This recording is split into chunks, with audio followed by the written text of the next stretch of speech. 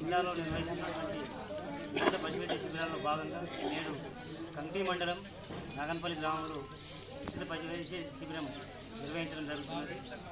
ఇందులో భాగంగా దీర్ఘకాలంగా ఉన్నటువంటి గర్భకోశ వ్యాధులు, పశువులో ఉన్నటువంటి గర్భకోశ వ్యాధులు ఏవైతే ఉన్నాయో వాటిని పరీక్షించి అవసరమైన మందులు కూడా అందజేస్తున్నాం. ఈరోజు నాగన్పల్లి గ్రామంలో కృత్రిమ గర్భాధారణ ద్వారా జన్మించినటువంటి మేలుజాతి దూడల ప్రదర్శన కూడా నిర్వహిస్తున్నాం. ఇందులో భాగంగా ఈ యొక్క ఆవు ఏదైతే ఉందో నాటు జాతి ఆవు ఇప్పటికీ 13 సార్లు కృత్రిమ గర్భాధారణ టీకాలు వేయడం జరిగింది.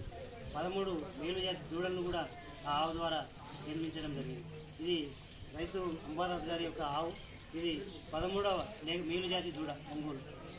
గోపాలమిత్ర రాజేంద్రరావు స్థానిక కూడా ఉండి పశువు ఎదుకొచ్చినప్పుడు ఆ ఆవును కృత్రిమ గర్భాధారణ టీకా వేయడం వల్ల 13వసారి విజయవంతంగా 13 లేగ దూడలను ఇది చాలా గొప్ప విషయం.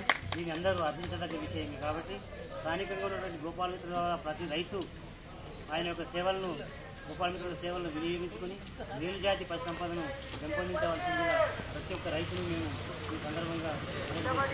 అలాగే ఎన్నికు వీర్యము ఇప్పుడు నాణ్యమైనటువంటి వీర్యము కూడా వచ్చింది. అన్ని ఆడదూడలను ఇచ్చే వీర్యం అది ఎంతోమంది శాస్త్రవేత్తల పరిశీలన చేసి ఆ యొక్క వీర్యాన్ని అందుబాటులోకి తెచ్చారు. కాబట్టి రైతులు ఈ యొక్క మేలుజాతి వీర్యాన్ని తీసుకొని ఆడజాతికి దూడలు పెంపొందించవలసిందిగా మరొకసారి మనవి చేస్తూ ఈ కార్యక్రమంలో పాల్గొన్న ప్రతి ఒక్కరికి నమస్కారాలు తెలియజేస్తూ